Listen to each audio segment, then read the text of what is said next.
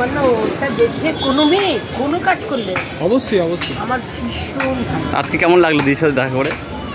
খুব ভালো লাগলো, ভীষণ ভালো। আমি আমার প্রত্যেকটা বাচ্চাকেই আমি ইয়ে করতে চাই, কারণ ছেলেরা তো রান্না বান্না হয়ে গেলে তুমি ফাঁকা মানে সব কিছু এখানে ক্লিয়ার হয়ে গেল। জ্যাকেট এদিকে রেখে দে, হ্যাঁ জ্যাকেট ওদিকে রেখে দে, কেউ নেবে না। আচ্ছা ঠিক আছে। আর যা ঠান্ডা লাগবে সেই নেবে। বাবা ঠিক আছে, বাবা হিসাব ঠিক করেছে? হিসাব ঠিক করেছো? হ্যাঁ বাবা, তোমরাও ভালো থাকো। Thank you. আমার একটা দিন না, মানে তোমরা তো জানো যে জ্বালা জ্বলে গেলে কেমন হয়। কেমন লাগে? মানে বিভৎস, আমার যে কি কান্না পাচ্ছে না, এতদিন ধরে যে হাতে হাতে পায়ে ঢুকেছে, ঠিক আছে, পায়ে জুতো খুলে দিলাম, এমন একটা জায়গায় মানে কালকে লিটারালি আমার শাশুড়ি সারা রাত ধরে আমার মানে পাশে বসে রয়েছে, কম্বলটা লেগে গেল ছিঁড়ে, মানে ঠান্ডা লাগছে কিন্তু কম্বল গায়ে। ও এখন কি মজা যাচ্ছে? এমন একটা পরিচয়, এমন একটা জায়গায় যে মানে পুরো ফাইটার। হ্যাঁ ডাক্তার এটা যে খবর পেয়েছে যে এরকম পড়ে গেছে, ডাক্তারকে বাড়িতে ডেকে দিল। আমি তো যাবো। বলনটা লাগিয়েছিলি? ও এখন কি মাছ গেল? ছেলে নিয়ে এসছে, চলো এক বছর ছুটিতে এসেছি। আরে বাবা,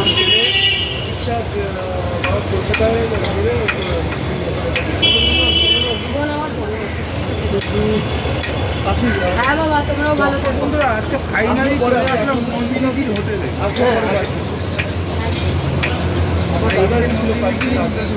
বেগুন বাড়িতে টাকাটা আসতে অসুবিধা বাচ্চাকে নিয়ে এসেছি।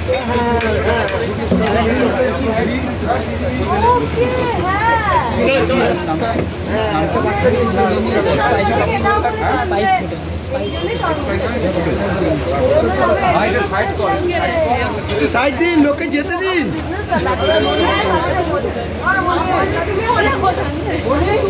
আমি যাবো।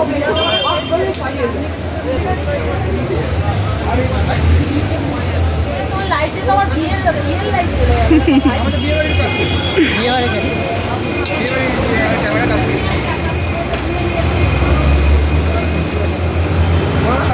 ফাইনালি চলে এসেছি নন্দিনীদি এসপাই হোটেলে। নন্দিনীদি রান্না করবেন ক্লিক করুন।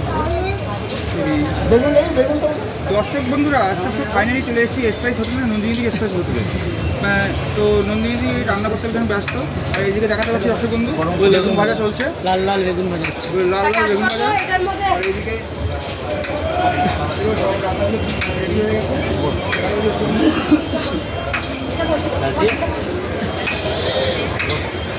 কি হলো? আমার কিন্তু করতে গেছে এটাই মুশকিল।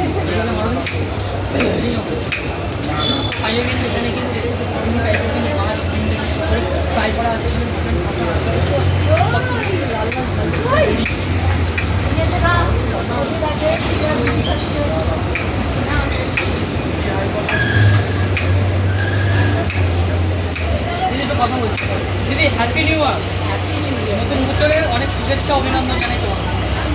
তুমি ভালো আছো তো? হ্যাঁ, তোমার আজকে শরীর খারাপ। শরীর খারাপ না, শরীর একদম অ্যাক্সিডেন্ট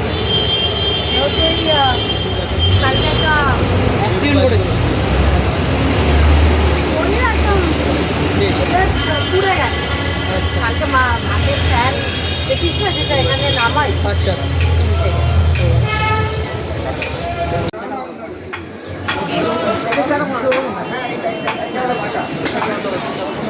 এক বছর পর দিদির সাথে দেখা হয়, কেমন লাগলো?